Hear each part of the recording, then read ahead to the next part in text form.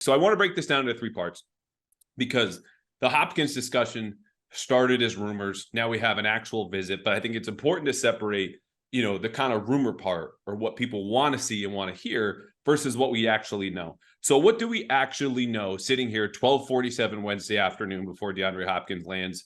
I would think at TF Green, probably not Logan. Either way, lands in New England.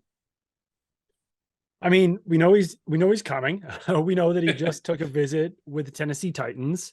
And we know, I think maybe the most important thing is that like DeAndre Hopkins wouldn't be coming here if there was a possibility that he was going to sign a 3-year, $60 million contract. Like Bill Belichick loves a value. And back when they attended Odell Beckham Jr.'s personal workout back in March or April or whatever that was, I reached out to someone, was like, is this going to happen? Like, are the Patriots going to be interested or whatever? And it was like, probably not, because Belichick likes a value and this just seems unlikely. And that was kind of the initial word on Hopkins as well, that like, I don't know, this feels like a long shot. I think that people expected the Bills and the Chiefs and some of these other, higher caliber teams to maybe be a little bit more interested off the bat, but this is only his second visit. It's the Titans, now the Patriots. And to me, I mean, if the Patriots sign Hopkins, it's going to be at a value deal. It's going to be at a good deal. And I think that that's obviously ultimately a positive. CLNS Media's Patriots coverage is brought to you by FanDuel. New customers get a no-sweat first bet up to $1,000. That's bonus bets back if your first bet doesn't win. So the OBJ mention is a great place to start, right? Because not only is he a player who I think had a market that initially underwhelmed him in his expectations, right, but he probably got the best deal any of us imagined, aside from maybe his camp. 1 year, right. $15 million from the Ravens, fully guaranteed. This is a guy who with did not play too. football last year. Yes, with incentives that could take it up to $18 million. Did not play football last year. Has not scared defensive coordinator since maybe 2017, 2018. And if you're DeAndre Hopkins, you were scheduled to make $19 million. No one wanted to take that on and give up some form of draft capital or some sort of player in a trade with the Cardinals. That's why he got released. But you're looking at that and going, okay, yeah, I missed 6 games because I got suspended last year. But after that, I led the league in catches. I was 4th in receiving yards and carried an offense that everyone knew where the ball was going to go. Everyone knew I was going to be isolated as the X receiver with nothing around me. And I still produced. I should get more than that. And yet, as you very astutely mentioned, that's not going to happen here in New England. Maybe in the neighborhood of 1 year to $15 million as we kind of transition here from what we know to what we expect, because I'd expect the Patriots to have several coaches involved with this visit. I would expect, as you just mentioned, I think Ian Rappaport had done too, that, he's not coming unless they've discussed terms, whether they're in a wide range or a narrow one, because Hopkins' market obviously has shrunk a little bit. Like, I don't think he came from Tennessee with an offer. Mind you, why would anyone want to go to Tennessee now if not just to gorge on fried chicken or hot chicken, I should say, because that team is going to stink. It doesn't have a very good quarterback, probably not an elite defense, strong management, sure. And those were the boxes that DeAndre Hopkins last mentioned of things that he wants. What are his next visits? No one really knows. Beyond that, what do you expect from the Patriots to do either as a pitch or maybe in a range of figures with the contract offer to happen here in the next 24 or so hours?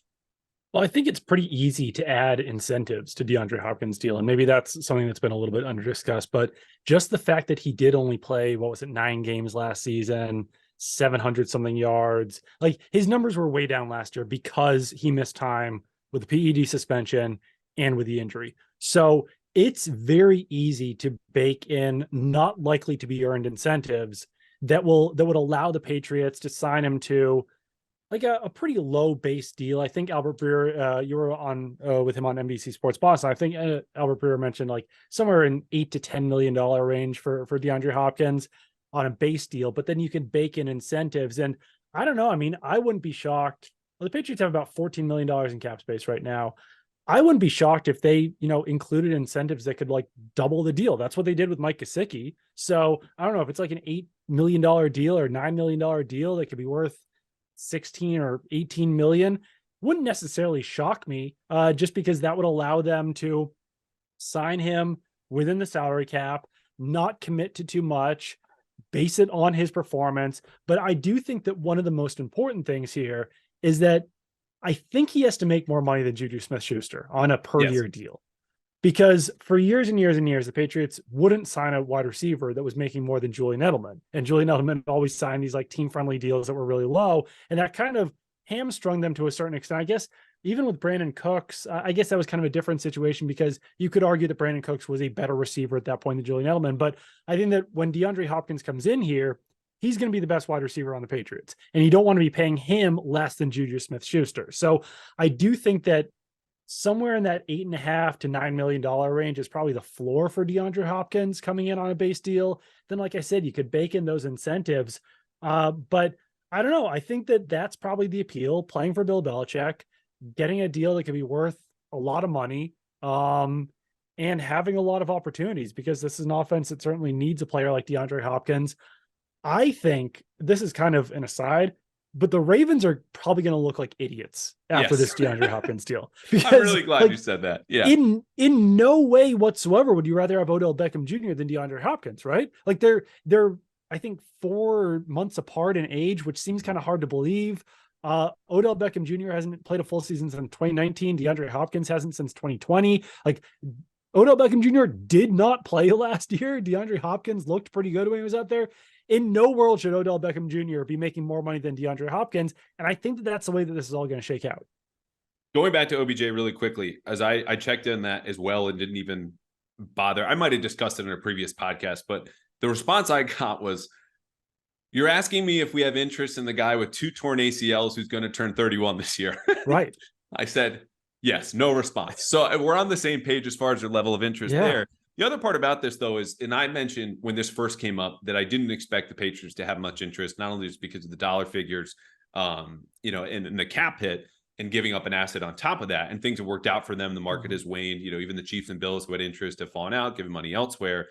The discussion and interest from the Patriots perspective, I think, has really picked up in recent weeks because, again, in March and April, for all the reasons I just mentioned, they were out. They said, you'll come to us if this really needs to happen. And the whole league was doing that with the Cardinals as well. And the only team that I heard DeAndre Hopkins was willing to take a pay cut for was the Cowboys, who we know, of course, went out and got Brandon Cooks because they didn't see Hopkins as good value. Now, the cap and the cash, I think, is secondary because you mentioned they have about $14-15 million in space.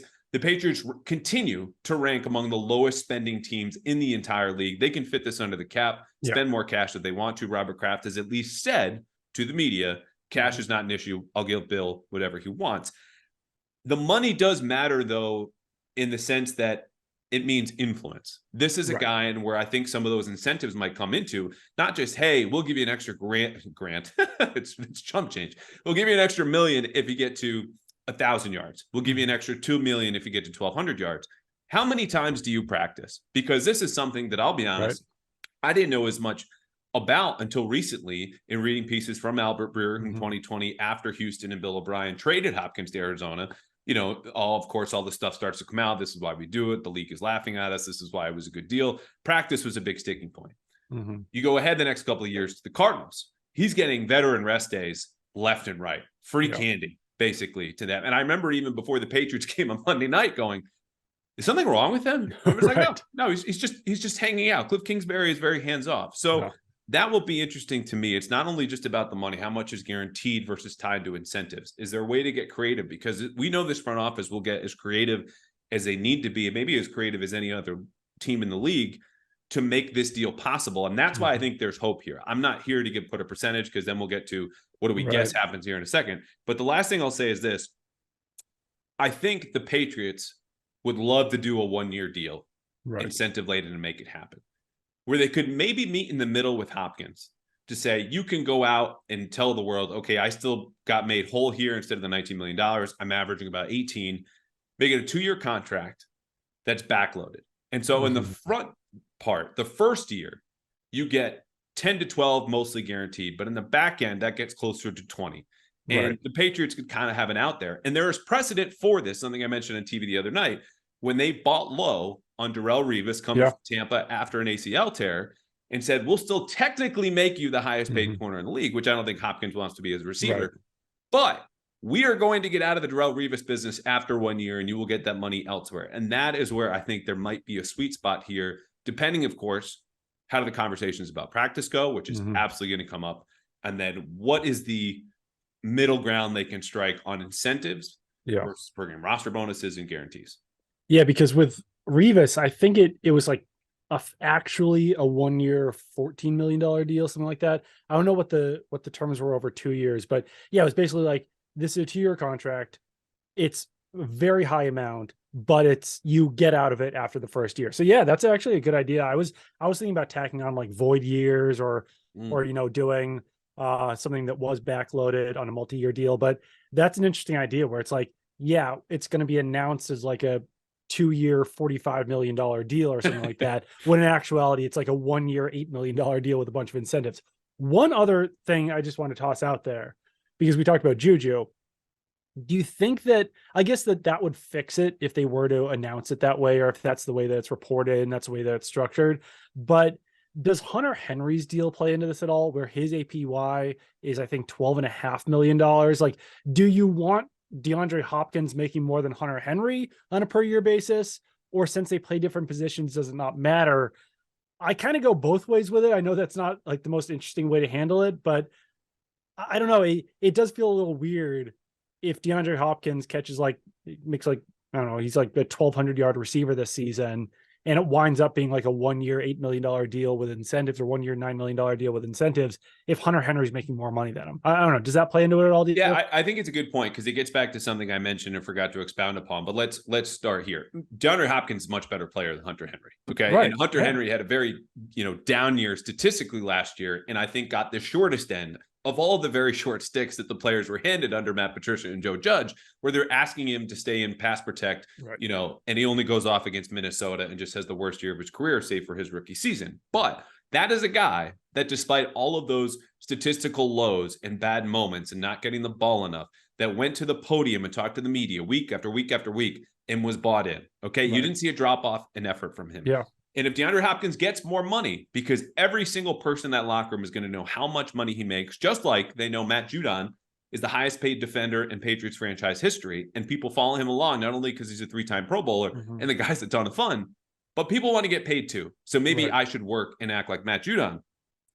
If DeAndre Hopkins makes more money than Hunter Henry, he'll have a little bit more influence, not only because of his reputation, but that salary. Right. And if it comes around to week 11, and this is what the Patriots are now processing and playing out and gaming out internally, and we need him to practice, and he's on the fence, and he says no, what does that do for anyone else as the stakes get higher and we go deeper into the season, for anyone else who finds themselves in a similar situation, whether it's Kendrick Bourne or Devontae Parker or Mike Gesicki, because Hopkins will have sway and influence in that locker room that is directly correlated with his contract. And that's where the money matters more so than I think cap or cash. But I to directly answer your question, yeah, I think you have to make him higher than Hunter Henry. But that's the risk that Patriots are weighing and assessing, because it's very, very real. And it's easy to talk in June of, I'm committed, I'll practice, blah, blah, blah. Right. These are hard practices in New England. This is going to be a little bit of a shock, even for a guy who played under Bill O'Brien for most of his career. CLNS Media's Patriots coverage is brought to you by FanDuel. New customers get a no-sweat first bet up to $1,000. That's bonus bets back if your first bet doesn't win.